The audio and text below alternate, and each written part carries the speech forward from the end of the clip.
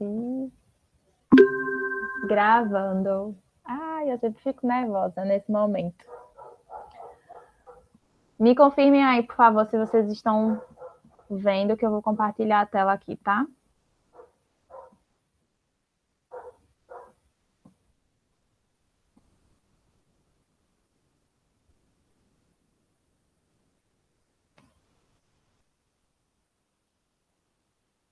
Me confirmem aí, por favor, que vocês estão vendo minha tela. Vou mostrar aqui, ó.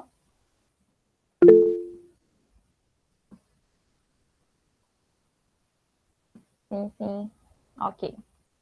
Monitores, fiquem de olho no bate-papo, tá? Qualquer coisa, vocês abram o microfone aí e faz, Carol, com licença, eu tenho uma dúvida aqui. Aí vai e fala, tá?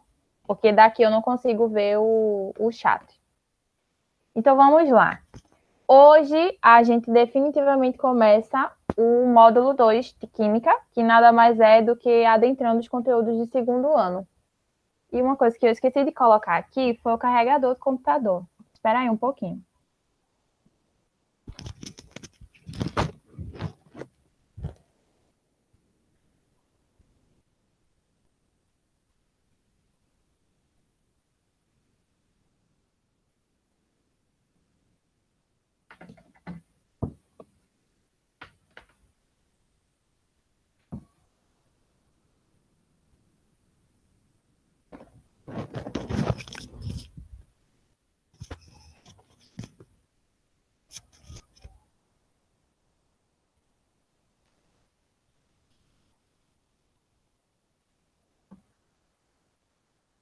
Pronto, voltei. Então, como eu estava falando, hoje a gente começa o módulo 2, ou seja, o conteúdo de segundo ano. Então, hoje a gente vai ver o conteúdo de gases e soluções. Então, começando com gases. A princípio, a gente vai trabalhar em gases com 3 variáveis, que é volume, pressão e temperatura. Depois vocês sabem que eu disponibilizo essa aula em PDF para vocês, e vocês anotem essas informações que eu coloquei aí nesse quadrozinho, atenção. As variáveis de estado são de estado gasoso, no caso. O estado de uma massa gasosa caracteriza-se por uma grandeza de volume, pressão e temperatura, e elas são denominadas as variáveis de estado.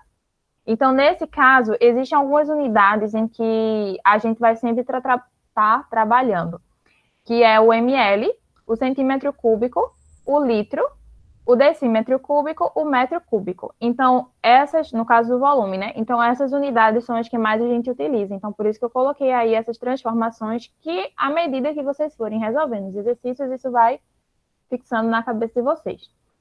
A pressão, ela também tem aí essas unidades. A que mais a gente utiliza é essa ATM e essa AMMHG. E, às vezes, a questão, ela traz a pressão na unidade de ATM, mas pede que você traga a resposta em MMHG, então você precisa transformar. Ou então transformar em Pascal, que é justamente essa PA aqui que vocês estão vendo. E a temperatura. Nos gases, a gente não trabalha com temperatura em graus Celsius. Mas as questões, elas dão a temperatura em graus Celsius, mas você precisa converter. E como é que você faz esse processo de conversão? Usando essa formulazinha aqui, ó. K é igual a temperatura de graus Celsius mais 273. Sempre que vocês enxergarem uma questão lá de gases e tiver lá a temperatura em graus Celsius, vocês vão precisar transformar ela em Kelvin, tá? E como é que vocês vão transformar? Somando aquele valor que ele dá em 200, com 273. E aí, pode acontecer de ser o processo inverso. Vamos supor, sei lá, que dá uma temperatura em Kelvin, mas pede que a sua resposta seja em Celsius. Você vai ter que fazer o contrário. Ao invés de somar com 273, você vai ter que subtrair por 273. Mas a gente sempre usa a temperatura em Kelvin. Então, fica aí gravadinho que Kelvin é igual à temperatura de graus Celsius mais 273, ok? Então, vamos lá para as variáveis. Primeiro, volume. Volume equivale ao espaço ocupado pelo gás dentro do recipiente que o contém, ou seja, os potinhos. O recipiente... Alguém chegando... Então, o volume, ele vai equivaler justamente ao recipiente em que esse gás vai estar. Então, o tamanho que esse recipiente suportar, no caso, esse daqui tem quanto? 200 e... Meu Deus, tô ceguinha. E 66 ml. Então, 266 ml é o volume total dessa vasilhazinha que eu tô, certo? E aí, tem outras vasilhas, tem outros tamanhos. Então, o volume nada mais é do que o espaço que o gás vai ocupar, certo? Então, pode acontecer de, por exemplo, o gás está aqui dentro, tampado, mas eu ir comprimindo, por exemplo, na seringa, né? A gente faz muito isso, eu ir comprimindo. Então, quando eu vou comprimindo esse espaço, eu vou diminuindo o volume. Então, o gás, ele continua dentro desse volume, mas ele está sendo reduzido. E aí vem o que a gente chama de pressão. A pressão é o movimento contínuo e desordenado que é exercido pelas moléculas gasosas sobre as paredes do recipiente. O que é isso? Vejam a diferença.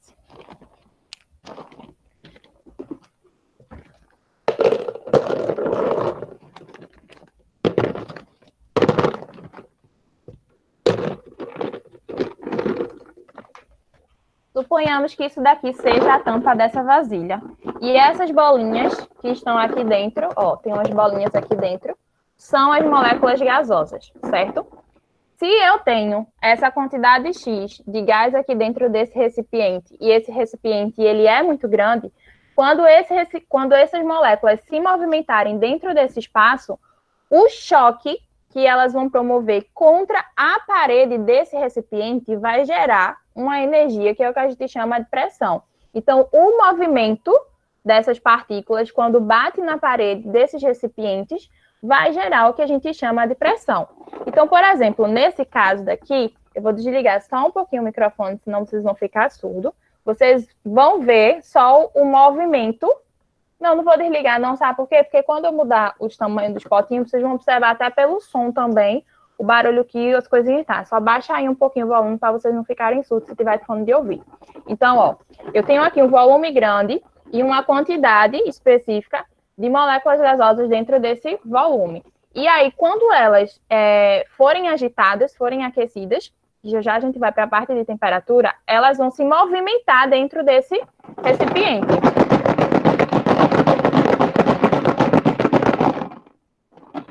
Não sei se vocês conseguiram ver, mas a bolinha, ela bate na parede do recipiente e bate nas outras bolinhas também. Então, é exatamente esse movimento de choque entre elas, voltando para a parede, forma o que a gente chama de pressão, gera o que a gente chama de pressão. Agora, vamos para um recipiente menor, com a mesma quantidade de moléculas gasosas.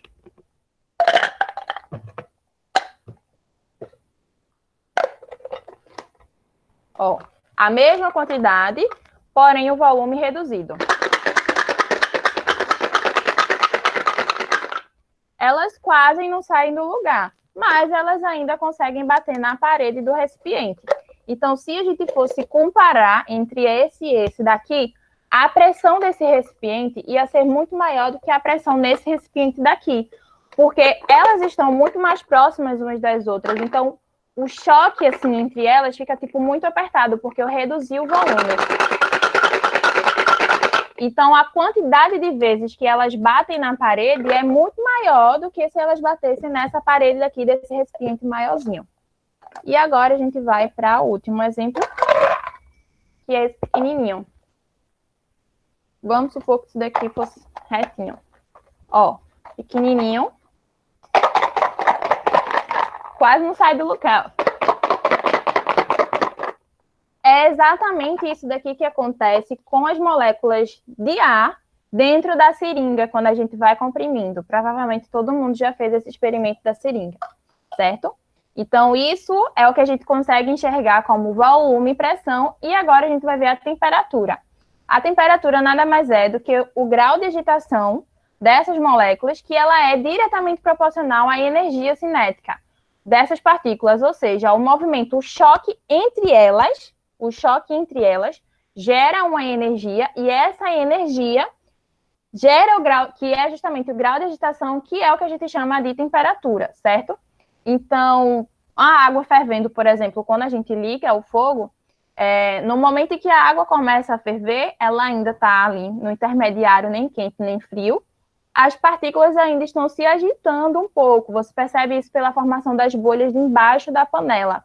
Mas à medida que a água ela consegue chegar ali aproximadamente 100 graus Celsius, as bolhas elas começam a subir e depois elas começam a se agitar com mais velocidade.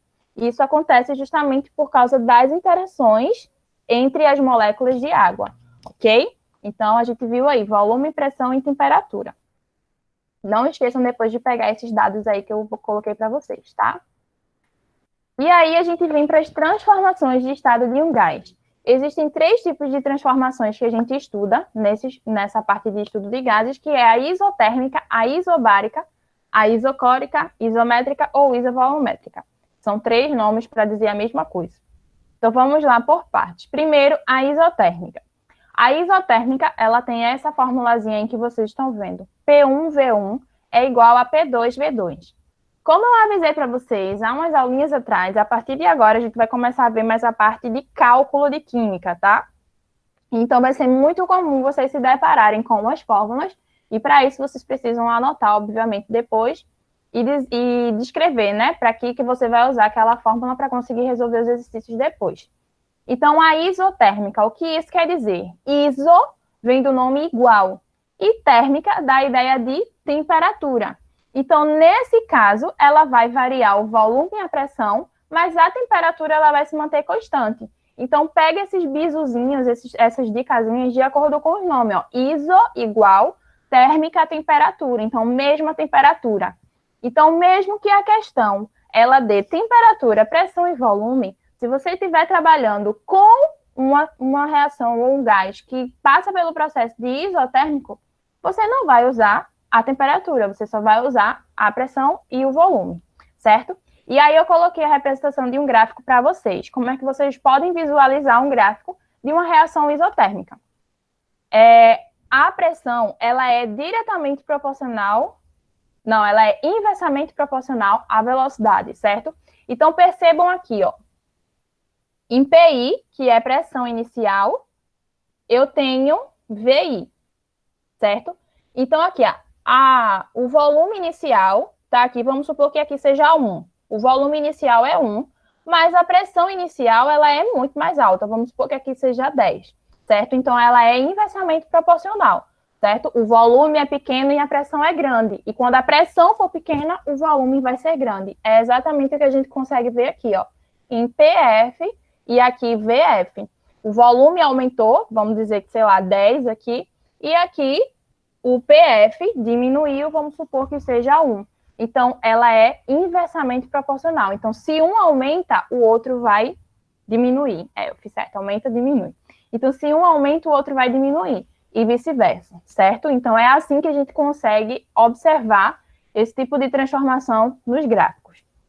O segundo exemplo é a isobárica.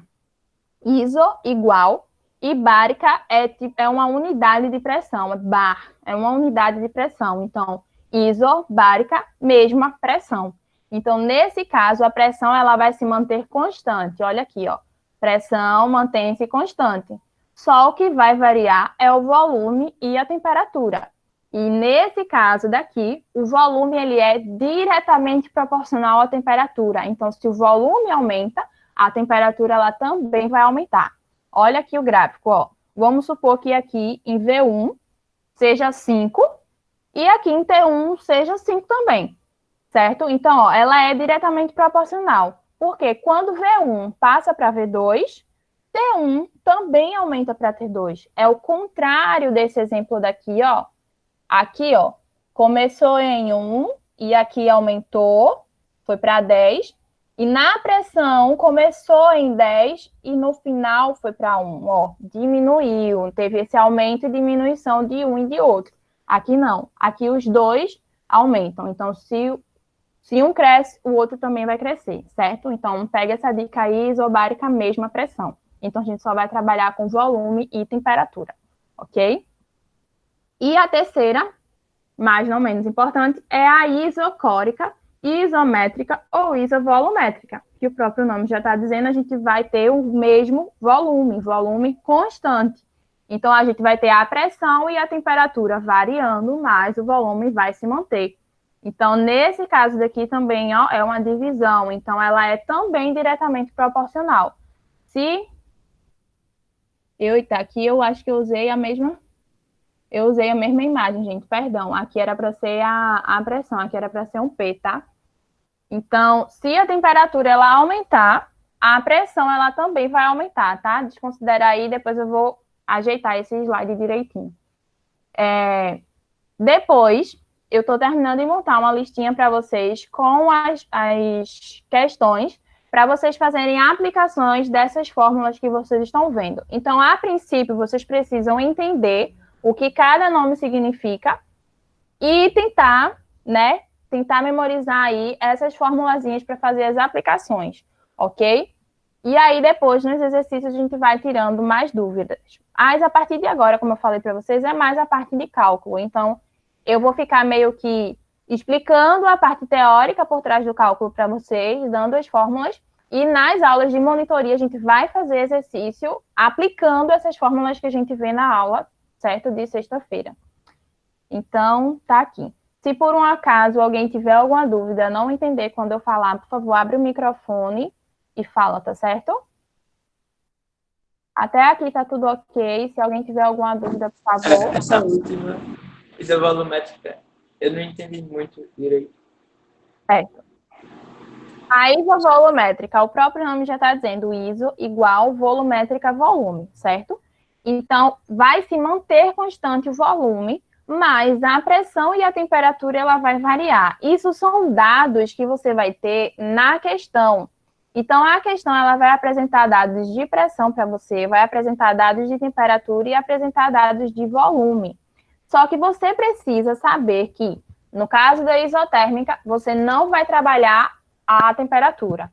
No caso da isobárica, você não vai trabalhar a pressão. E no caso da isovolumétrica, você não vai trabalhar volume, você vai trabalhar com os demais dados.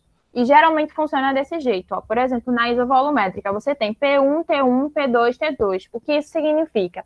Significa que você vai ter ou dois gases, ou mesmo gás, em situações diferentes, tá certo? Então, nesse caso, geralmente você vai ter uma pressão 1, uma temperatura 1, e vai ter uma temperatura 2, mas não vai ter esse P2, e você vai ter que descobrir, certo? Ou qualquer um desses dados. Geralmente você tem 3 desses dados, mas não tem um. Isso vale para qualquer uma das 3 fórmulas, entendeu? Mas, para você entender realmente essa parte de isovolumétrica, é só lembrar disso. O volume ele vai se manter constante e eu só preciso trabalhar com a parte de pressão e temperatura. Apenas isso. E aqui, a dica que eu dou para vocês é o seguinte, ó. Essa primeira daqui é multiplicação. Quando isso aqui for multiplicação, a gente diz que é inversamente proporcional. E quando isso daqui é divisão, a gente diz que é diretamente proporcional. Então, é por isso que na isobárica e na isovolumétrica, se o volume aumenta, no caso da isobárica, a temperatura aumenta.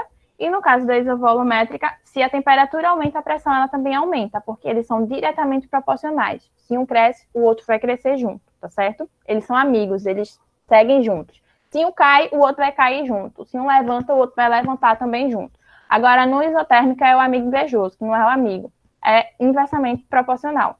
Se um levanta, o outro cai. E aí o outro levanta e o outro cai, certo? É inversamente. Ok?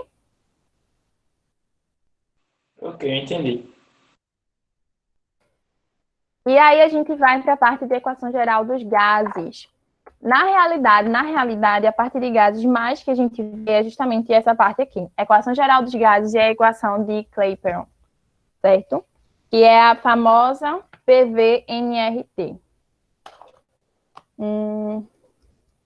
Deixa eu riscar aqui. Ok. Então, ó, a equação geral dos gases você vai utilizar quando você tiver as 3 variáveis na mesma condição. Na outra, né, que a gente acabou de ver, nas transformações isotérmica, isocórica e isovolumétrica, a gente tem uma escondida e 2 trabalhando ali na variação. No caso da equação geral dos gases, não vai ser dessa forma. Todas as três vão estar variando. Então, quando eu tenho essas três situações variando, pressão, temperatura e volume, eu tenho que usar a equação geral dos gases, certo? Então, a equação é essa daqui, ó. P1V1 dividido por T1 é igual a P2V2 dividido por T2. Isso daqui de lado, quando a gente coloca um do lado do outro, significa multiplicação, tá? Então, a pressão 1 multiplica o volume 1, e tudo isso é dividido pela T1, tá certo? É igual a pressão 2 vezes o volume 2, dividido tudo isso pela temperatura 2. E como eu falei para vocês, alguma dessas letrinhas aí, dessas variáveis, vai estar lá pedindo para você descobrir. Então, você vai ter todos os outros valores, menos uma. E aí, você vai ter que descobrir, certo? Mas, a que a gente mais usa, principalmente no Enem, na questão dos gases, é a equação de Clapeyron, que é a PV-NRT, certo? Então, essa daqui, principalmente, ela tem que, ó, entrar na sua mente, PV-NRT, tá? Fica repetindo isso que grava, fica como se fosse um nome, sabe, assim, para dar sorte, PV-NRT, pronto. E aí, o que significa essa equação?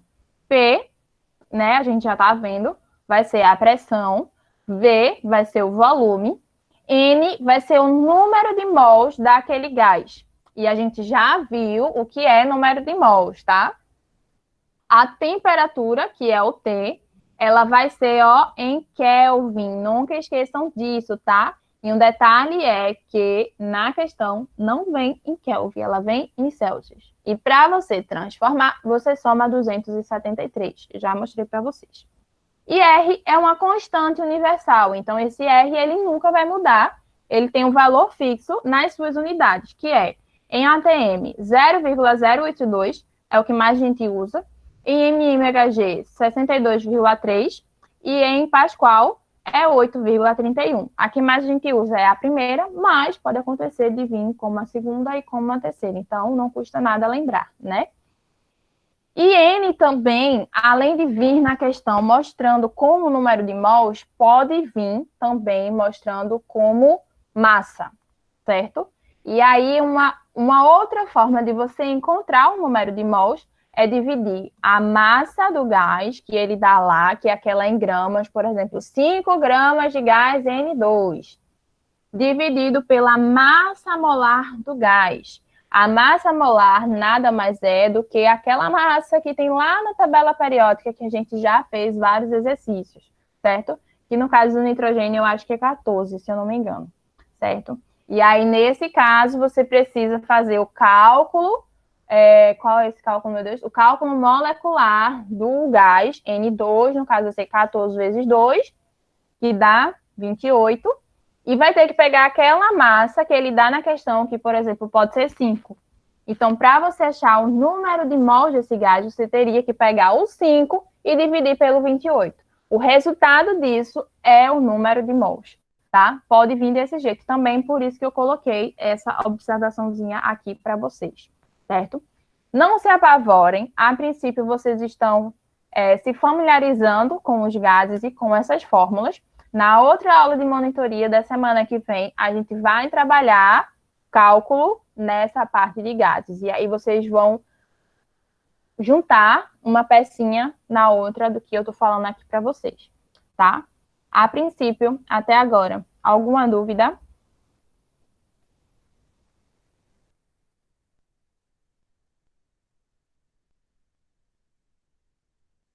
Acho que não, né? Ninguém abriu, todo mundo entendeu. Estão falando aqui no chat que não, então sem dúvida por enquanto. Só uma coisinha rapidinho, eu de novo. Essa PV é igual a NRT, vai usar quando nem pressão, nem volume, nem... Não. Não é constante, é? Não, essa daí que você vai usar é a equação geral dos gases. Essa equação de Clapeyron é uma outra forma de você encontrar, por exemplo, aqui, ó, a pressão, volume ou T. Por quê? Nesse caso daqui, eu tenho P1 e P2. Então, eu vou trabalhar com duas equações pressões diferentes, ou com 2 volumes diferentes e com 2 temperaturas diferentes. Então, nesse caso, eu vou ter um momento inicial e um momento final. No caso da equação do Kleiper, eu já tenho a final. Então, eu só vou ter uma pressão, um volume e uma temperatura. Entendeu? Deu para entender? Sim. Pronto. Carol. Oi. Clara, ela está falando aqui no chat o seguinte, essa constante universal, poderia explicar de novo? Não entendi muito bem. Certo. Essa constante universal é o Rzinho, tá certo? Assim, né? Quando se fala constante, se diz que nunca vai mudar. O valor dela é fixo na unidade em que ela tem. Então, quando você vai trabalhar com esse tipo de equação, como eu acabei de falar, você vai ter uma pressão, um volume e uma temperatura. Você não vai ter variação, como é no caso das outras fórmulas que a gente viu. A gente tem uma variação. A gente tem um momento inicial e a gente tem um momento final. Aqui na equação de Kleiperon, não. Na equação de Kleiperon, a gente tem um momento só. E aí, quando a gente tem um momento só, a gente tem que usar essa formulazinha aqui, PV-nRT. E R está aqui porque descobriram, eu não sei a história. Antônio, tu sabe a história de por que esse R tá? Antônio é melhor em história da química do que eu, tá? Não confio muito não, mas eu vou dar uma pesquisada aqui e depois eu falo depois. Pronto, o Antônio vai contar depois, então, a historiazinha de como foi que esse R surgiu daqui. Mas ele está aqui, eu entendo que ele está aqui justamente para tentar equilibrar o resultado. Se ele não tivesse, provavelmente o resultado disso daqui seria errado. Provavelmente quem fez, no caso o Kleiperon, provavelmente, né, porque levou o nome dele, quem fez essa fórmula, tentou calcular sem o R e não deu certo. E aí ele fez, espera aí, se não está batendo, porque eu tenho aqui um pote que tem 266 ml. Mas quando eu faço os cálculos, o volume não está dando esse valor. Então, provavelmente, eu devo ter uma constante. E aí é quando eles vão trabalhando. Gente, isso é muito assim, sabe? Isso não é uma coisa que o cientista, ele dormiu, acordou e pensou, sabe, de uma hora para outra. Existem histórias de cientistas que dormiu, que sonhou e que planejou alguma coisa, mas esse planejar não é que ele foi lá de cara e fez, não. Ele foi tentando, tá? Então, provavelmente, esse R deve ter vindo desse motivo. Ele foi tentando até encontrar um valor que conseguia bater com todos os volumes. E aí, nesse caso R, existem 3 unidades. A primeira é a ATM, que é a que mais a gente usa. Então, quando eu for usar a PV-nRT, quando eu vou substituir o valor desse R, eu tenho que colocar, se a pressão ela for em ATM, eu tenho que colocar esse R em 0,082.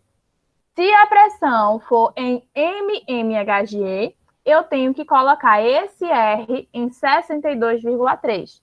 E se a pressão for em Pascal, que é esse PA daqui, eu tenho que colocar esse R em 8,31. Então, o R, a unidade do R, ele é baseado na pressão, no P. Então, você analisa qual é a unidade da pressão para saber qual valor de R você vai usar. Deu para entender agora?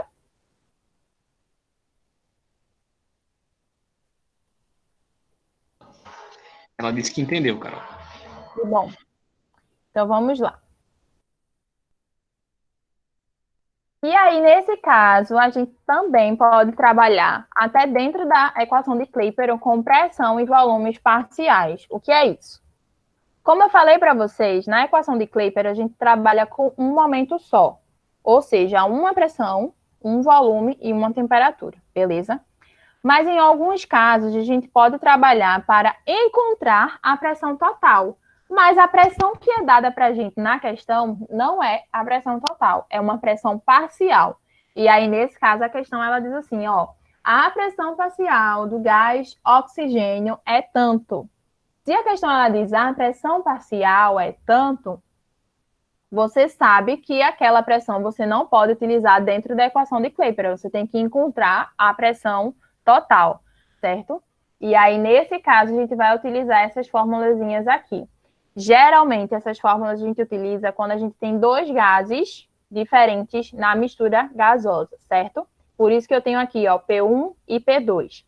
Então, nesse caso aí, quando ele pede assim, calcule a pressão total do sistema, dado a pressão parcial do oxigênio, vamos supor, 3. Mas ele diz lá que na solução gasosa eu tenho oxigênio e nitrogênio. E aí, o que eu faço? Eu tenho que achar a pressão parcial do nitrogênio para depois calcular a pressão total. E como é que você faz isso? Você pode, né, fazer separado, nesse caso, tipo, descobrir a pressão parcial, juntar as duas e achar a total, ou nesse caso, ele pode dar a total, que é o caso daqui dessa primeira fórmula, e pedir para que você encontre as pressões parciais, certo? E aí, o que vai acontecer? Esse X é o que a gente chama de fração molar. E a fração molar, anotem isso daí. X, que é a fração molar, é igual a M pequenininho, M minúsculo, dividido por M maiúsculo.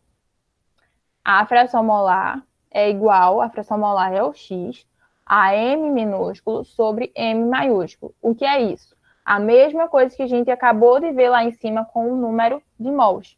A massa dada em gramas na questão, dividido pela massa molar do gás em questão.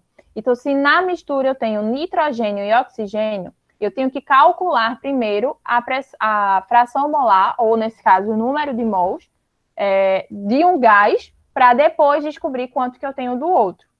E aí, como é que a gente faz? Vamos supor que eu tenho o gás de nitrogênio, como eu estava falando para vocês, e a pressão total desse gás de nitrogênio, a pressão total dessa mistura de gás de nitrogênio e oxigênio dá 10.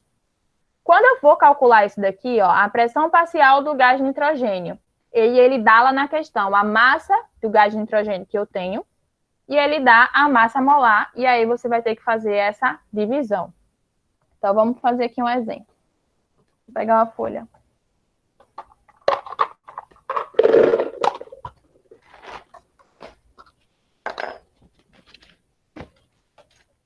Só para vocês entenderem melhor.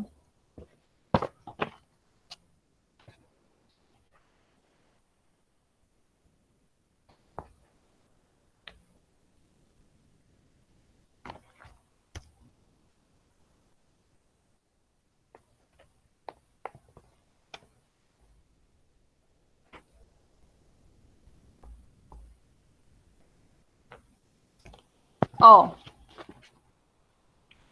a pressão total, me digam aí, algum dos meus monitores, por favor, se está dando para ver a letrinha que eu escrevi aqui. Eu estou conseguindo ver, tranquilo. Tá dando sim, Carol. Tá. Então, aqui, ó, aqui em cima eu coloquei a pressão total igual a 10 atm. Vamos supor que isso seja uma questão. E aí, eu sei, ele me pede para descobrir a pressão parcial do gás nitrogênio e depois a pressão parcial do gás oxigênio. Então, o que eu tenho que fazer? Eu tenho que achar a fração molar do gás nitrogênio, que nesse caso é isso aqui, ó. 5 dividido por 28. 5, vamos supor que seja a massa que ele deu na questão. Ó, eu tenho 5 gramas de gás nitrogênio. Pronto, coloco o 5 aqui, é o M pequenininho. E o M grandão é a massa molecular do gás. Nesse caso, o número, né, dele é 14, eu acho. Eu acho que é 14, eu não tenho certeza, não. E aí, multiplicado por 2 vai ficar 28. Então, eu vou pegar 5 e vou dividir por 28. E esse resultado eu vou multiplicar pela pressão total, que é 10, certo? E aí, nesse caso, vai dar 5 dividido por 28, dá 0,17. Então, a pressão parcial do nitrogênio é 0,17 vezes 10. Aqui, ó, 0,17 vezes 10. Isso aqui é igual a 1,78, aproximadamente. Então, através dessa fórmula, eu consigo achar a pressão parcial do gás nitrogênio, que dá 1,78. Mas a questão, ela diz que nessa mistura eu também tenho gás oxigênio. E agora? Eu tenho que descobrir a pressão parcial desse gás oxigênio. Como é que eu faço? É muito simples. Aqui, a segunda fórmula. A pressão total menos a pressão parcial do primeiro gás que eu calculei. Então, eu vou pegar 10 e vou subtrair por 1,78. 8,21 é a pressão parcial do gás oxigênio. É isso que faz. Você pode começar calculando pelo nitrogênio ou você pode calcular pelo oxigênio. Qualquer um dos dois que você encontrar, você vai chegar no mesmo resultado. Ok? Deu para entender como é que você utiliza essa pressão?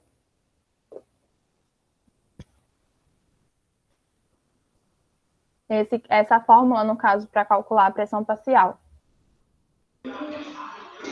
Responderam que sim. Certo. E aí a gente tem o volume parcial, que a gente vai calcular da mesma forma que a gente fez a pressão parcial. A diferença é que, ao invés de trabalhar com pressão, eu vou trabalhar com volume. Então, ao invés de ser ATM, eu vou trabalhar com milímetros, com litros, com centímetros cúbicos, mas o cálculo é do mesmo jeito.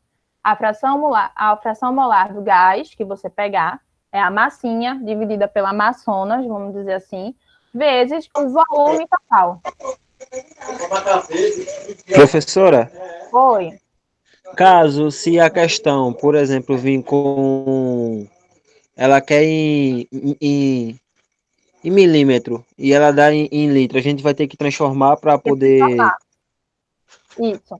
Ah, Você tem que prestar atenção em que unidade ele dá e em que unidade ele está pedindo. É por isso que eu coloquei aquelas informações lá no começo, que é para vocês irem exercitando, certo? Que vocês precisam transformar. Ok? ok. Então, pronto. Para calcular o volume parcial, vai ser do mesmo jeito que a gente fez aqui para calcular a pressão. A diferença é que eu vou estar trabalhando com volume, certo? Uma observação sobre essa pergunta que esse aluno fez, que pela voz eu reconheço, mas eu ainda não sei o nome. Prestem atenção, porque lembra que eu venho sempre falando para vocês que nas alternativas, eles sempre colocam a alternativa com aquela unidade inicial, tipo, sem a conversão. Porque você faz o cálculo desembestado lá, achando que está arrasando, e aí você já sabe que na realidade você vai ser o quê? Arrasado, porque você não fez a conversão. E sempre vai ter a questão certa e vai ter a questão que é daquele início, sem fazer as transformações, que vai estar lá a resposta, e aí você, eita, achei a resposta, tá? Cuidado com isso, trabalhem com essas transformações. Peguem esses valorizinhos que eu dei para vocês e procurem valores na internet mesmo. Vocês podem até inventar um valor específico e tentando fazer essas transformações, certo? E aí a gente vem para a teoria cinética dos gases. O que é a teoria cinética dos gases? Cinética dá a ideia de movimento. E a teoria cinética dos gases nada mais é do que o estudo dos movimentos dos gases. Como eu mostrei para vocês aqui, ó, esse choque que ele tem dentro do recipiente vai gerar uma energia, e essa energia ela é cinética, né? Porque as moléculas elas estão em movimento. E como eu falei para vocês aqui, ó, um exemplo de um volume grande, as moléculas elas têm mais espaço dentro do recipiente para se movimentarem. Então, consequentemente, essa pressão ela vai ser menor do que comparado a esse último recipiente aqui, onde eu vou comprimindo, ok? E aí, à medida que eu vou apertando, eu vou diminuindo esse volume. E se eu for diminuindo esse volume, eu vou aumentando a pressão, porque o choque entre elas é muito grande e o choque contra a parede também, certo? E aí, uma coisa também bem interessante, que dentro dessa ideia de teoria cinética dos gases, eles também falam que esse movimento ele é elástico, porque ele vai e volta, ele tem essa ideia de que vai e volta, certo? Por causa dessas interações entre as moléculas, esse choque entre elas. E a maioria dos espaços, nesse caso daqui, quando o volume ele é muito grande, é vazio, porque se você comparar aqui, a gente tem uma quantidade razoável das moléculas dentro do espaço grande, olha aqui o exemplo, mas quando elas começarem a se movimentar, se a gente fosse pegar realmente só a parte do gás, a gente veria que é pouco quantidade ao volume. Então, nesse caso de volume grande, a maior parte do volume preenchido, ela é vazia, certo? mas não significa dizer que não tenha algo ali dentro, porque tem e é gás. E a gente sabe disso quando a gente comprime a seringa e a seringa não vai até o final, certo? Então tem alguma coisa ali dentro.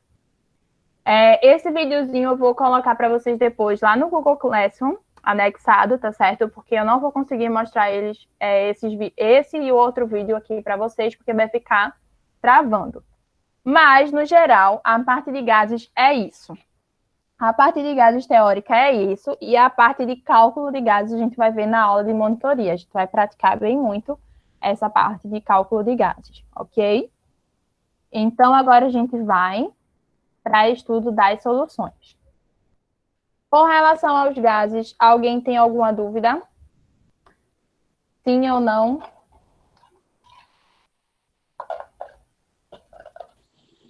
Eu, de novo, Oi, pode falar. essa última parte do slide, eu tô com bastante dificuldade. É porque, assim, o professor, ele passou bem rasamente, assim, o assunto e, enfim. Tá, me diga aí, o que você não entendeu? Essa parte de teoria cinética? Aquela coisa quando você falou, tem nitrogênio e tem o A hidrogênio. pressão Aí, parcial. isso. Certo. Então, vamos lá para o exemplo que eu falei aqui, que eu mostrei para vocês. Ó, a gente vai utilizar essa fórmula de pressão parcial e volume parcial quando a gente tiver mais que um gás na mistura, que é o que geralmente acontece. Porque, por exemplo, no ar que a gente respira só tem oxigênio, a gente respira oxigênio, mas no ar que a gente respira só tem oxigênio? Não tem. É uma mistura gasosa. Então, normalmente, as soluções gasosas, elas são misturas, certo? E aí, nesse caso, quando você vai trabalhar com essa formulazinha aqui, ó, PVNRT, você pode primeiro, tem os dois casos, ou você encontra primeiro a pressão total, ou ele te dá a pressão total, e aí, nesse caso, você vai precisar usar o PVNRT, e depois achar as pressões parciais dos gases, porque ele vai pedir para você, ó, eu já sei que a mistura disso daqui dá 10, mas eu quero saber quanto de gás nitrogênio eu tenho e quanto de gás oxigênio eu tenho. E aí você vai ter que usar essa fórmula de pressão, ou no caso, se for o volume, de volume parcial. E aí o que você faz? Entendi. Entendeu agora? No caso, ele quer saber a pressão que cada um exerce. Exatamente, entendeu? Porque ele já sabe da mistura, mas ele quer saber de cada gás que tem ali naquela mistura, quanto que tem de pressão. E no caso dessa fórmula? PP1. Sim. Então, é pressão parcial 1, ou seja, do gás, e pressão parcial 2 do outro gás. Isso aí poderia ser A, poderia ser B, poderia ser X, Z, entendeu? No caso, na pressão do gás 2, não tem o XG. Porque você já achou a pressão parcial de um gás e você já tem a pressão total. Então, para você caso, eu subtrair. Exatamente. Então, para você achar a pressão parcial do outro gás, é só você subtrair. Ao invés de ter que fazer esse cálculo todo de novo. Se você fizer esse cálculo, você vai achar. Mas eu acho que é muito melhor você subtrair. Entendeu? Entendi. Bom. Então, é isso. Não mais dúvidas, vamos para estudo das soluções. Teoria cinética dos gases, você entendeu, meu filho? Essa parte da movimentação? Entendi. Quanto menor o volume, maior a pressão. Beleza. O exemplo da seringa, né? Isso. Beleza, de Crius? Então, vamos lá. Agora a gente vai para a parte de estudo das soluções. Soluções. A gente se depara com soluções literalmente o tempo todo no dia a dia da gente, né? Como eu já falei para vocês e como eu sempre costumo falar, a química, ela tá em tudo. E em tudo mesmo, tá? E aí eu trouxe alguns exemplos de soluções que a gente tem no dia a dia. Uma xícara de café que tem a adoçante, o açúcar, um refrigerante, a pasta de dente, a maionese. Se você for olhar os componentes, os ingredientes na parte de trás da embalagem, você vai ver que não é formado por um composto só, é formado por uma mistura, certo? E aí, essa mistura é o que a gente chama de solução. Por quê? Porque eu tenho alguém que vai dissolver e alguém que dissolve, certo? Eu vou falar sobre isso já já. Então, aí a gente viu, tem aí algumas imagens de exemplos de soluções que a gente tem no dia a dia. E a primeira coisa que eu quero mostrar para vocês é dispersão. O que é uma dispersão? Tem aí a definiçãozinha bem bonitinha. A dispersão é um sistema em que uma ou mais substâncias eu botei estará, ai meu Deus, estará disseminada em outro composto. Então, nesse caso, eu tenho um disperso e um dispersante. O que é isso? O disperso é, por exemplo, o sal. E o dispersante, por exemplo, a água. Isso é do modo geral, tá certo? No modo geral. Eu tenho alguém que vai promover aquela dissolução, aquela mistura acontecer. E aí a gente vai para os termos realmente que a gente utiliza, que é soluto e solvente. E na realidade a gente está falando de solução, certo? Solução é uma mistura homogênea de 2 ou mais componentes. E aí, nesse caso, a gente vai ter, dentro desses componentes da solução, alguém que dissolve e alguém que vai ser dissolvido. Esse alguém que dissolve é o que a gente chama de solvente. E esse alguém que vai ser dissolvido é o que a gente chama de soluto. Professora, eu ainda não entendi. Vamos lá. O exemplo da xícara, certo? Quando eu vou pegar a xícara lá do café, do leite, do suco, seja lá o que você bebe, a água não, porque né, ninguém vai beber água com açúcar, exceto eu que bebo água com sal, que eu tenho pressão baixa, então quando eu passo mal eu tenho que beber água com sal. Mas, fora isso, fora esse contexto, as outras bebidas, o café e o açúcar, por exemplo. Quando você tem lá a xícara de café e a colherzinha do açúcar, você consegue enxergar na colherzinha do açúcar os grãozinhos de açúcar. Mas quando você coloca dentro da xícara de café e mexe, esse açúcar ele se dissolve dentro da xícara. Se você filtrar, por exemplo, ou então tentar, né, passar de um recipiente para o outro, não vai ter mais o grão de açúcar, ele dissolveu. Mas quer dizer que não tem açúcar ali dentro? Não, o açúcar ele está ali dentro, sendo que a água contida no café dissolveu o açúcar. Então, nesse caso, a água é o solvente e o açúcar é o soluto. Como eu falei para vocês, o solvente é quem vai promover a mistura, a dissolução. E o soluto é quem vai ser dissolvido, certo? E aí a gente tem outros nomes também, que é suspensão. A suspensão é uma mistura onde a gente consegue enxergar o material não dissolvido. Nesses casos, existe suspensão em que realmente flutua, certo? Ali dentro do líquido. E a gente tem uma suspensão em que ele vai afundar. Ele não vai, ele vai misturar, mas ali, tipo, em parte, sabe? Você vai conseguir enxergar as fases. Lembra quando a gente estudou misturas heterogêneas e homogêneas lá atrás? A mistura heterogênea a gente consegue enxergar as fases. Então, na suspensão, a gente vai conseguir enxergar a fase dessa solução. Então, quando a gente consegue enxergar essa fase, essas fases, a gente chama essa solução de suspensão, certo? Essa solução não, essa mistura de suspensão, perdão. E o outro exemplo que a gente tem são os coloides. Os coloides é uma solução em que se mantém dispersa e não se acomoda no fundo. É tipo assim, ele se mistura, mas ele não se mistura completamente, certo? Ele ainda fica ali, ó, no meio. Um exemplo que a gente tem de solução coloide é a pasta de dente, é a gelatina. Eu não lembro, eu acho que a maionese também é um exemplo de coloide, certo? Porque a gente tem ainda, se a gente pudesse ver num aspecto até microscópico mesmo, a gente veria que não está 100% dissolvido, como no caso da solução. E aí eu vou fazer alguns exemplos aqui para vocês, que eu trouxe tudo menos o mais importante, que é a água. Oi. No caso, solução e mistura é basicamente a mesma coisa? Mistura, a gente viu lá atrás, que a gente tem as homogêneas e as heterogêneas. No caso da solução, ela é uma mistura homogênea, uma mistura de uma fase só. Aham. E no Mas, caso... tipo, para coisa sólida, eu não sei se é possível. Existe solução sólida ou só líquida?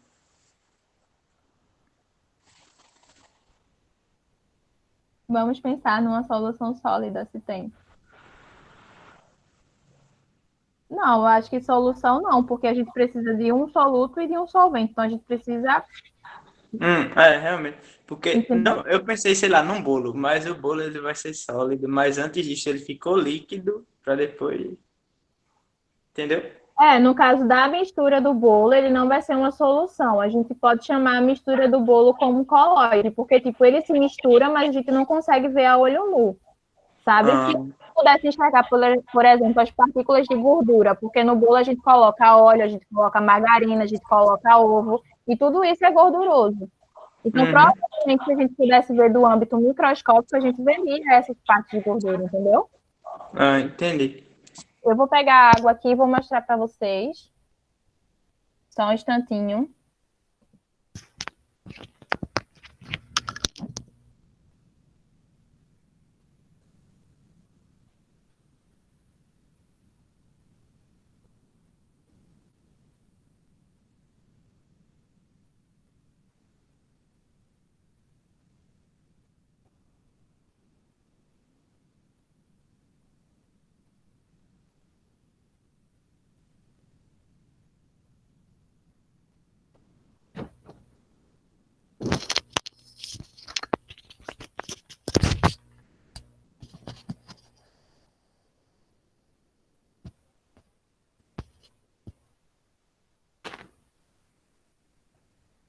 Voltei.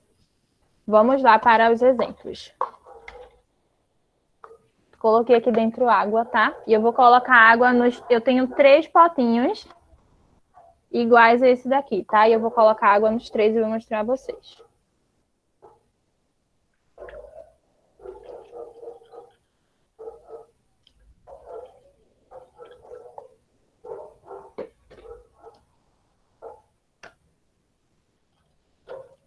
Não dá pra pegar assim. Aqui, ó. Só para mostrar a vocês que eu coloquei água nos 3 potinhos. E aí eu vou pegar de um por um, que é para não derrubar água aqui. Pelo amor de Deus.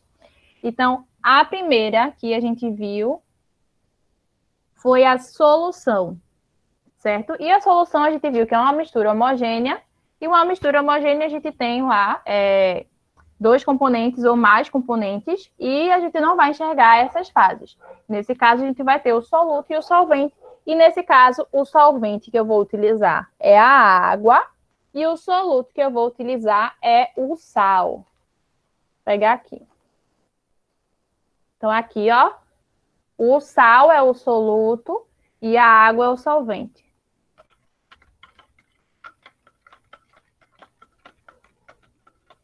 Misturei. Misturei, misturei, misturei. Me digam aí se vocês conseguem enxergar o sal aqui dentro dessa mistura. Não. Igual antes que estava. Vocês viram aqui a quantidade de sal que estava na colher e agora aqui dentro desse copo. Não tem, né? Ele se dissolveu dentro da água. Então, nesse caso, isso aqui é um bom exemplo de uma mistura homogênea, uma mistura de uma fase só, porque o sal ele se dissolveu dentro da água. Então, o soluto, que é a água, promoveu a dissolução, o soluto não, perdão, o solvente, que é a água, promoveu a dissolução do meu soluto, que é o sal, ok? Então, isso é uma solução, é uma mistura homogênea, uma fase só. Agora a gente vai para o segundo exemplo. No segundo potinho eu tenho água também. E aí a gente vai para o segundo exemplo, que é o exemplo da suspensão. Na suspensão, eu falei para vocês, a gente tem uma mistura, mas a gente consegue enxergar o material que não foi dissolvido. E aqui eu tenho, não vou mostrar a marca porque não está me patrocinando, eu tenho um óleo que ninguém sabe qual é esse óleo de cozinha. Ó, percebe que ela desce, o óleo, ó, ele desce, mas ele sobe, ó. Vou misturar aqui, ó, igual eu estava fazendo com a água e com sal.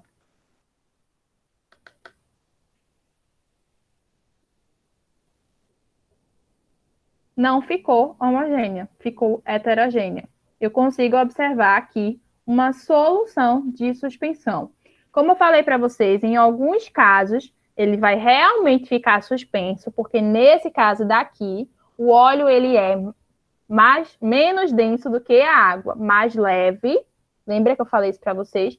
E a água ela é mais densa, então ela fica no fundo. Mas se eu colocasse alguma coisa aqui para misturar que fosse mais densa, essa suspensão ficaria tipo o contrário. A água na parte de cima e esse produto mais denso na parte de baixo. Mas é a mesma ideia. Isso é uma suspensão. A gente consegue enxergar as fases nessa mistura. E agora a gente vai para a última, que é uma solução coloidal, que é onde tipo ela se mistura, mas não completamente, mas a olho nu a gente não consegue ver essas partículas não misturadas. E nesse caso, eu vou utilizar esse restinho de trigo aqui, que também ninguém sabe qual é a marca, porque não está me patrocinando, não vou mostrar. Aqui, ó, o trigo e a água. Vou misturar agora. Ó, a água ela fica branca, então há uma mistura. A colher também estava um pouquinho suja de óleo, mas não importa. Aqui, ó. Não sei se vocês conseguem enxergar que ela fica tipo meio barrenta, é como se fosse um barrento. Tanto é que aqui, ó, na parte de baixo, a gente consegue enxergar ela um pouquinho mais escura. Me digam aí se vocês também estão enxergando igual a mim. E aqui na parte de cima, um pouquinho mais clara. Vocês estão enxergando? Alguém, por favor? Sim, professora. Pode. Nesse caso daqui, se eu fosse estudar microscopicamente essa mistura daqui, eu veria que o trigo, ele não conseguiu se misturar completamente com a água. Então, nesse caso, quando ele não consegue se misturar, mas a olho nu, eu não consigo ver, a gente também chama essa solução de uma solução coloidal, certo? Ela se dispersa, ó, que ela fica tipo barrenta, mas ela não se acomoda no fundo, igual a outra, se eu colocasse aqui, por exemplo, areia, água com areia, certo?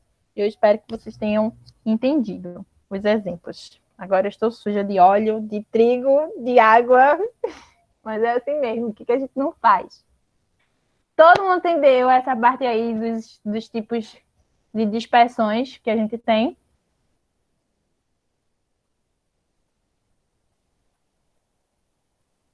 Ouço grilos. Acho que sim, né? Ninguém abriu o microfone e vou supor que todo mundo entendeu. Falaram que sim aqui no chat. Tá certo. E aí a gente vem para coeficiente de solubilidade, porque afinal de contas a gente está falando de estudo de soluções. O que é isso? O coeficiente de solubilidade é um valor específico, ou como eu costumo dizer, tipo uma margem, em que aquele soluto consegue se dissolver no solvente. Por exemplo, a xícara de novo do café com o açúcar. Se eu pegar uma xícara de café e colocar uma colher de açúcar e misturar lá, eu não vou ter ainda o açúcar na xícara. Mas se eu for colocando mais açúcar, mais açúcar, mais açúcar, vai chegar um ponto em que mesmo eu misturando, no fundo da xícara vai ficar açúcar. Isso acontece porque você já ultrapassou o coeficiente de solubilidade. Então, não adianta colocar mais açúcar, viu? Se alguém estiver fazendo isso, não adianta colocar mais açúcar, que o açúcar não vai misturar no café. Você só vai estar gastando açúcar. É aquela coisa de saturada. Exatamente. Aí é isso que eu vou falar agora. Quando você respeita a margem do coeficiente de solubilidade, a gente diz que essa solução ela é insaturada, certo? Ela está ali dentro dos limites dela, dentro do respeito. Ela é insaturada. Quando ela atinge especificamente o valor do coeficiente de solubilidade, a gente diz que essa solução ela é saturada. Ou seja, dali para frente, não vai mais solubilizar aquele soluto. O solvente não vai conseguir solubilizar aquele soluto. E quando você passa, porque você é teimoso, porque você quer ficar diabético, quer colocar mais açúcar no café porque quer, você deixa o seu café uma solução super saturada. Então, ó, a gente tem insaturada, saturada e super saturada. Insaturada é quando eu tenho pouco. Eu ainda não cheguei no coeficiente de solubilidade. Saturada, eu cheguei no coeficiente de solubilidade. E supersaturada, eu já ultrapassei a 1000 anos-luz o coeficiente de solubilidade, certo? E aí a gente trabalha, principalmente as questões trabalham com os gráficos do coeficiente de solubilidade. O que isso daqui quer dizer? Na maioria das vezes, as soluções, elas, quanto maior a temperatura, maior o grau de solubilidade. O que isso significa? Ó, tá vendo aqui? Eu tenho o coisinha roxo, eu tenho esse vermelhinho, eu tenho esse amarelo e eu tenho esse azul. Se a gente fosse analisar aqui, ó, o NaCl a 100 graus Celsius, a 95, mais ou menos aqui, a gente percebe que ele não mudou. O coeficiente de solubilidade dele permaneceu em 40. O que isso significa? Que se eu for aumentando aqui, ó, 20, 40, 60, 80, 95, ele ainda assim, ele continua no seu coeficiente de solubilidade. Então, ele se mantém nesse valorzinho daqui. O cloreto de amônio aqui, ó, o NH4Cl, que é o rosinha, ele começa aqui, ó, um pouco abaixo de 40, e à medida que a temperatura ela vai aumentando, esse coeficiente de solubilidade, ó, ele vai subindo. Então, é como se ele fosse tolerando mais, certo? Então, o aumento da temperatura aumenta o coeficiente de solubilidade. Em alguns casos, na maioria deles, tá? Mas isso não se aplica para todos. Aqui no amarelo, a gente já observa bem mais, né? Aqui, ó, começa, sei lá, em 5, vamos supor, mais ou menos. E aqui também, bem abaixo de 40. Aqui, ó, à medida que vai aumentando, aqui mais ou menos 80, olha onde já está esse coeficiente de solubilidade. Aproximadamente 160, certo? Então, é assim que a gente analisa o coeficiente de solubilidade. Algumas vezes isso aqui vem tipo com os pontinhos, e às vezes vem liso assim. Como é que você vai fazer a interpretação de coeficiente de solubilidade na questão? Ele vai dizer assim, ó, eu tenho essas soluções. Eu tenho esse nitrato de potássio, eu tenho esse, eu não sei o nome, NaClO3, eu tenho cloreto de amônio NH4Cl, eu tenho cloreto de sódio NaCl. E aí eu quero saber a temperatura 60 a 60 graus Celsius, o NH4Cl, qual o seu coeficiente de solubilidade? Aí você vai ter que fazer uma linhazinha aqui, ó. Risca aqui, na linha do NH4Cl, e vai olhar em que valor o coeficiente de solubilidade está. Entre 40 e 80, vamos supor aqui, sei lá, 45, 50, não sei, certo? Então, é isso que você vai ter que analisar, o conjunto, a temperatura e o coeficiente de solubilidade, ok? Se alguém não entendeu, por favor, abre o microfone e fala. Existe alguma substância que, tipo, à medida que a temperatura aumenta, o coeficiente de solubilidade diminui? Ou sempre vai aumentar? Não, existe, porque eu já vi alguma coisa sobre, eu já vi, mas eu não lembro agora de cabeça qual é essa solução, mas eu posso procurar depois e dizer para vocês. Tá? E aí, para a gente fechar mais ou menos essa parte de soluções, a gente trabalha com duas situações, no caso vocês trabalham muito mais essas duas situações, que é a diluição e a titulação. A diluição, você vai utilizar essa fórmula, que a gente chama CVCV, na outra também é CVCV, mas eu vou explicar qual a diferença entre esses dois CV, certo? A diluição, você vai trabalhar com um composto só. Por isso que eu tenho aí, ó, inicial e final, certo? Eu vou ter um solvente lá, uma solução só, e aí ele vai ter a concentração inicial, o volume inicial E aí ele vai pedir para você achar ou a concentração final ou o volume final, um dos dois, certo? E aí, nesse caso da diluição, você vai ter um só. Porque, por exemplo, nessa mistura aqui de água e cloreto de sódio, certo? A gente sabe que tem água e sal de cozinha aqui dentro porque vocês me viram colocar, certo? Eu não burlei esse sistema daqui. E aí ele vai pedir assim, ó, no início, a concentração do meu cloreto de sódio era 0,5. E o volume inicial que eu tinha era, sei lá, aqui tem 50 ml, não sei, 50 ml. Qual vai ser a concentração final desse cloreto de sódio, sabendo que o volume passou de 50 para 100? E aí, o que você vai fazer? Você vai substituir aqui nas fórmulas. A concentração inicial, ele falou, que agora eu já não lembro mais qual foi o valor que eu falei, 0, alguma coisa. O volume inicial, que era 50. A concentração final é o que você quer descobrir, o que ele pede. E o volume final, ele disse que era 100. Pronto, você substitui e acha a concentração desse cloreto de sódio. Mas isso não é uma variação, não, né? Do final, é só o final e pronto. Precisa subtrair do. Não precisa subtrair porque você já está substituindo aí dentro dessa fórmula, tá? Você vai ter os valores iniciais, os valores finais, ou o inverso. Você vai ter os valores finais e vai ter que achar um inicial, tá? Tá bom. Pronto. Então, na titulação, é a mesma fórmula CV, mas na titulação você tem dois compostos diferentes. Geralmente um ácido e uma base. Então, você pode ter hidróxido de sódio, por exemplo, e ácido acético, certo? Que é o vinagre, e o hidróxido de sódio é o que a gente chama de soda cáustica, tá? Então, na titulação, a gente vai ter duas soluções. A gente vai ter uma solução ácida e uma solução básica. E aí, aqui, ó, A de ácido, B de básico, certo?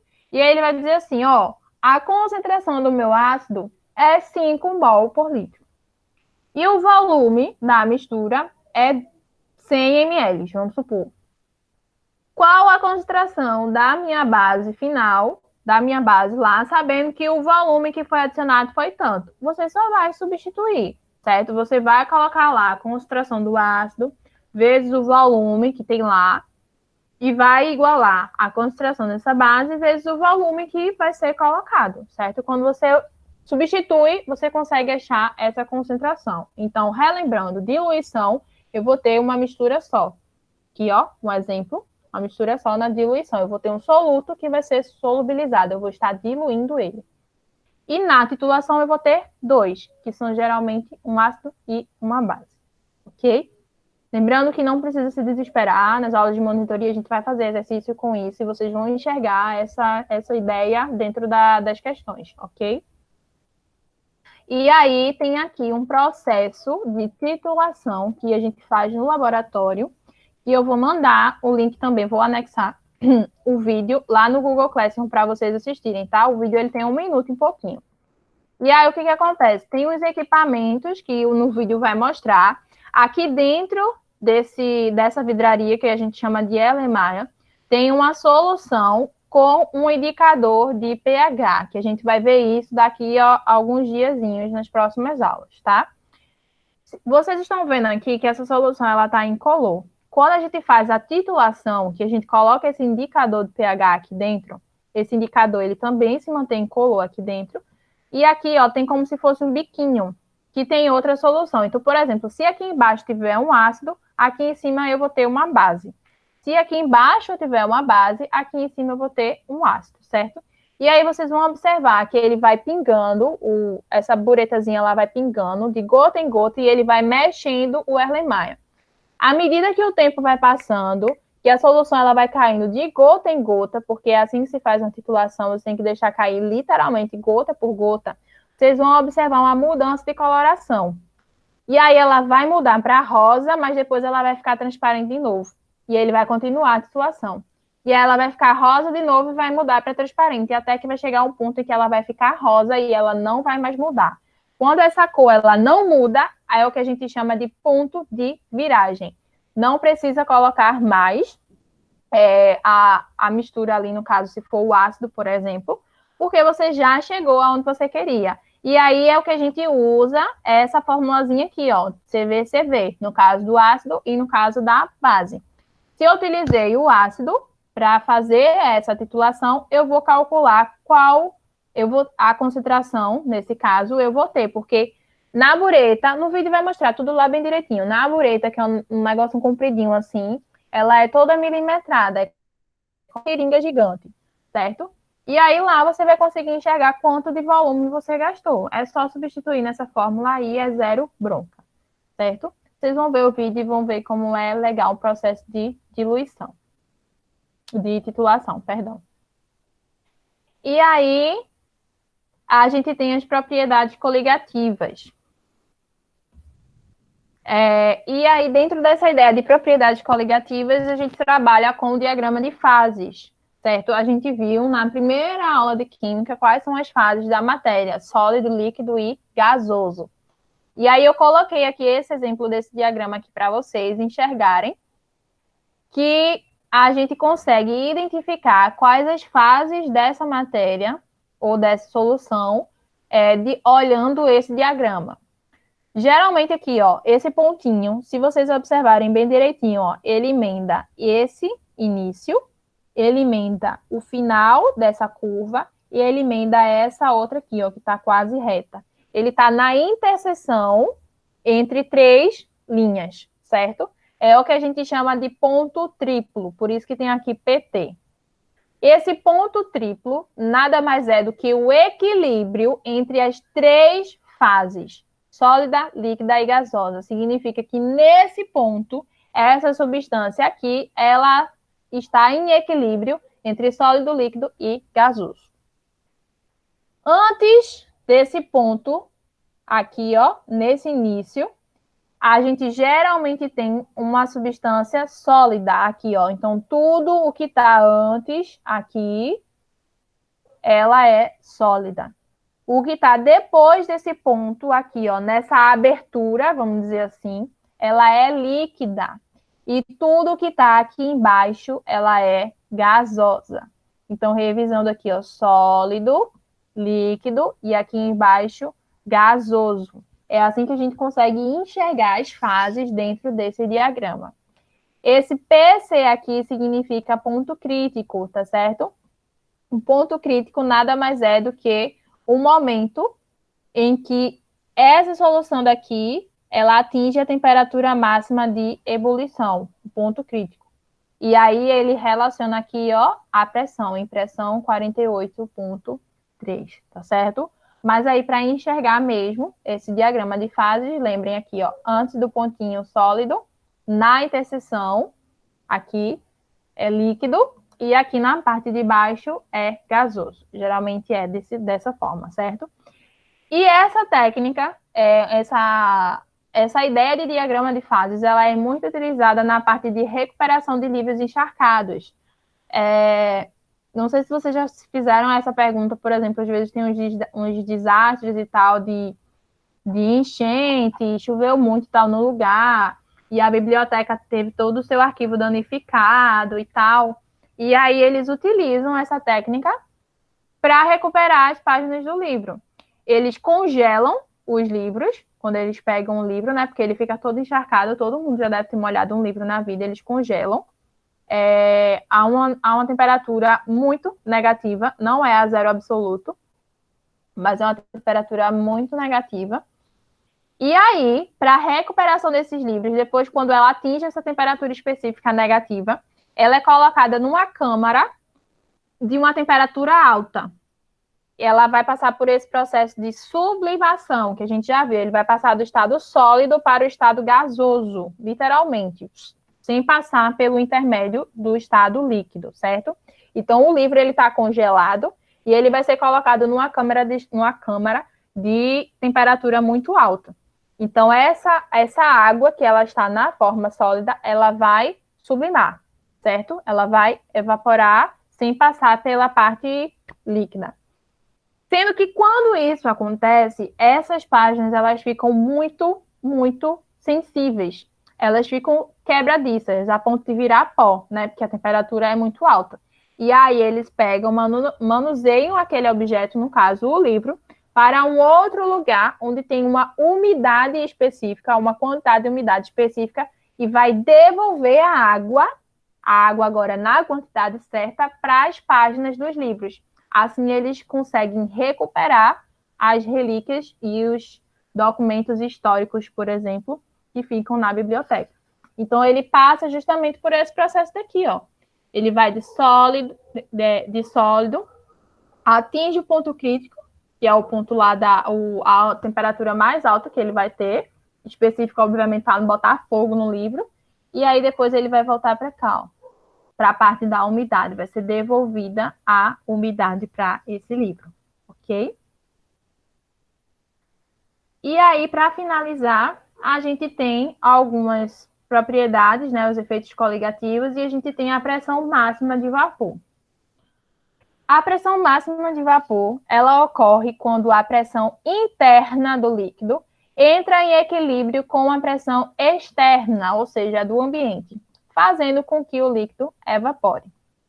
Por exemplo, quando a gente coloca a água para ferver, logo no início, como eu falei para vocês, há a formação de bolhas, mas poucas bolhas. Ela não consegue, como eu posso dizer assim, tipo, evaporar, né? Ali naquele momento. Ela está tentando manter a temperatura, está tentando, na realidade, subir a temperatura para chegar a evaporar. Mas aí, antes dele chegar nesse processo de evaporação, ele vai atingir esse valor daqui, que a gente chama de pressão máxima de vapor. Porque vai existir um momento em que a pressão interna, a pressão dentro daquele recipiente com água, ela vai entrar em equilíbrio com a pressão externa, no caso a 1 atm. E aí, quando isso acontece, a água começa a evaporar, certo? Então, ela precisa se equilibrar. A pressão de dentro, por que é que quando eu coloco a água na panela, lá no fogão, ela não entra logo em ebulição, ela demora tanto a evaporar? Porque a pressão interna, ela ainda não está equilibrada com a pressão externa, que no nosso caso é 1 atm. Então, ela vai aumentando a temperatura, vai tentando aumentar essa pressão, e quando ela entra em equilíbrio, ela evapora. Então, quando isso acontece, a gente chama de pressão máxima de vapor. Ela acontece quando o líquido entra em equilíbrio com a pressão externa, tá certo? E alguns efeitos coligativos. Um deles é a tonoscopia. A tonoscopia é a diminuição da pressão máxima de vapor de um solvente quando adicionado um soluto não volátil. Ou seja, eu vou retardar esse processo de evaporação. Então, na tonoscopia aqui, ó, diminuição da pressão máxima de vapor de solvente quando adicionado um soluto não volátil. Um exemplo disso é quando a gente coloca... Espera aí, calma. Deixa eu processar.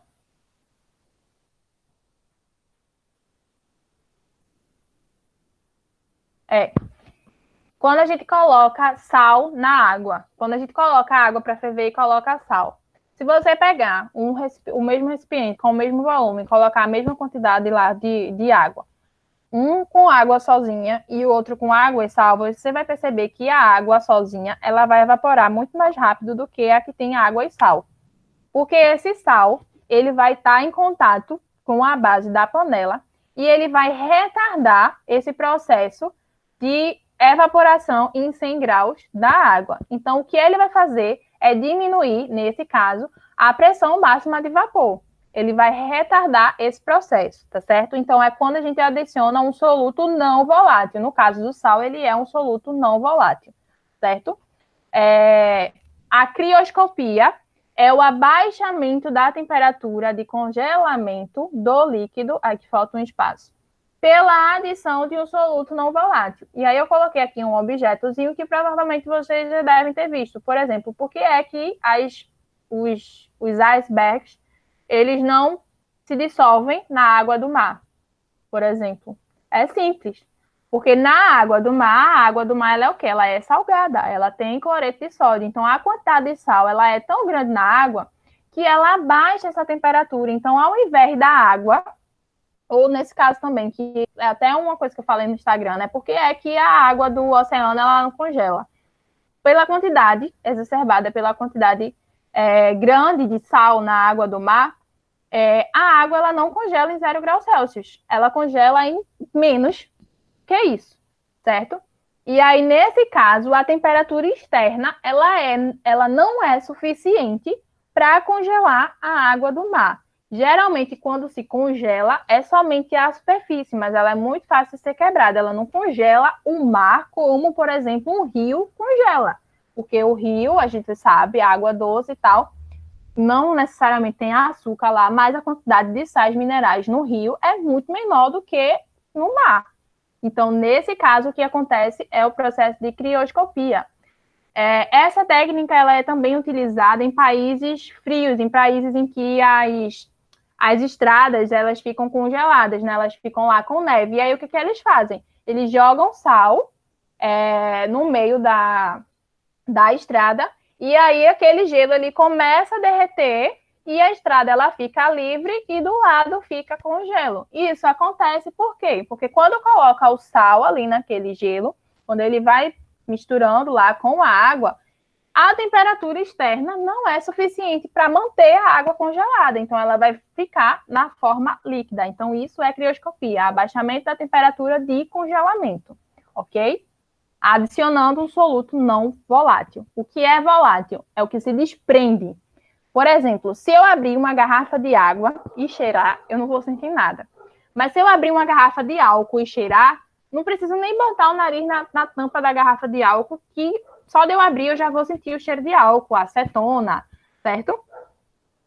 E isso acontece porque essa substância ela é volátil. Assim que ela abre, ela consegue desprender rápida. E isso acontece por causa desse processo daqui, ó, desse início aqui que eu falei para vocês, a pressão máxima de vapor. Nesse caso da acetona do álcool, a partir do momento em que eu abro, a pressão interna ela se equilibra com a pressão externa. Então, aquele líquido ele começa a evaporar. E aí, quando ele começa a evaporar, ele começa a volatilizar, certo? Então, nesse caso, o sal é uma substância não volátil, porque você abre e ele não começa a evaporar. Mas o álcool, a acetona e tem outras substâncias também, elas são voláteis. A osmoscopia, ela tem esse nome porque ela lembra do processo de osmose. E provavelmente vocês já devem ter visto isso com o Prof. Léo. E osmose nada mais é do que a passagem do estado hiper para o estado hipo. Ou é do hipo para o hiper? Ai, meu Deus. Ela murcha. Então, ela sai do hiper para o hipo. Não é, minha gente? Eu confundo. Alguém me ajuda? Do hipo. Ela vai do meio mais concentrado para o menos concentrado? Ou é do menos concentrado para o mais concentrado? Vamos lá, vamos lembrar. Eu acho que a ideia é ela ir do mais concentrado para o menos concentrado, para poder equilibrar os níveis de concentração nos dois lugares, né? Dos dois lados, né? É. Porque eu tô aqui imaginando o alface murchando, e aí o alface é cheio de água, e quando você coloca sal, ele perde a água, né? Então ele vai do hiper para o hipo, né? Do mais concentrado para o menos concentrado, né? Então, aqui, a definição é a presença, no caso da osmoscopia em química, quando a gente vai trabalhar essa parte de soluções, existe uma membrana semipermeável que permite apenas a passagem seletiva do solvente, ou seja, só o solvente vai passar, impedindo a passagem do soluto. Então, vamos supor que nesse processo aqui de osmoscopia eu tenha a água lá com o sal. Quando eu coloco essa membrana semipermeável, essa membrana vai fazer com que essa água que esteja com sal, só a água, ela passe pela membrana. E o sal fique naquele lugar. Então, resumindo, ela vai sair daquela mistura de soluto solvente e vai permitir que somente o solvente passe pela membrana, tá certo? É a mesma ideia da osmose, ok? E a ebulioscopia, o próprio nome está falando. Ebulio, da ideia de ebulição. Elevação da temperatura de ebulição do solvente em uma solução. Ou seja, quando eu coloco tenho lá na solução, coloco alguma coisa naquela solução, no caso o soluto, que vai elevar a temperatura de ebulição daquele solvente, certo? Então eu vou colocar alguma substância que o solvente até então ele estava estagnado, e aí quando eu coloco esse soluto ali dentro, ele vai começar a evaporar, ele vai entrar no processo de ebulição, então ele vai elevar a temperatura automaticamente, né? Quando entrar em contato. Então, esses são os efeitos coligativos. Alguém tem alguma dúvida?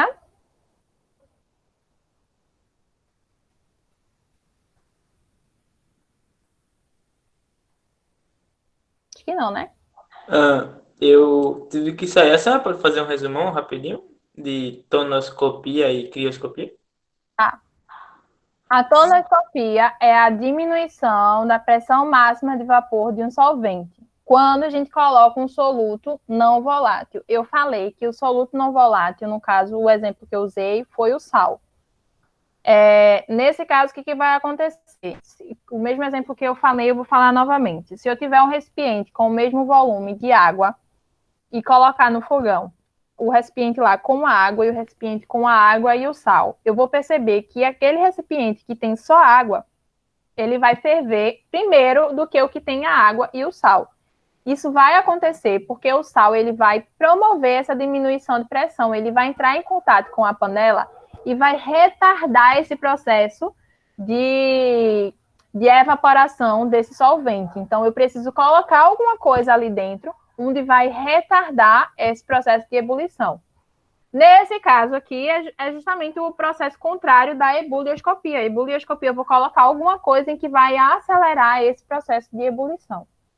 E a crioscopia, crio vem justamente da ideia de frio, gelo, é o abaixamento da temperatura de congelamento do líquido pela adição de um soluto não volátil.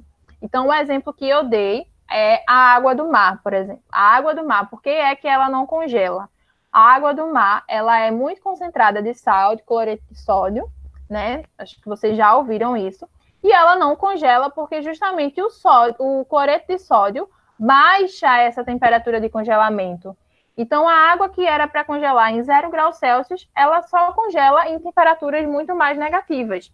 Então, nesse caso, a temperatura ambiente ela não é suficiente, ela não é baixa o suficiente para congelar a água do mar. É por isso que ela não congela. E esse processo é chamado de crioscopia. Deu para entender? Sim, aí no caso, por exemplo, a questão, ela vai descrever uma situação e ela pergunta o nome do fenômeno.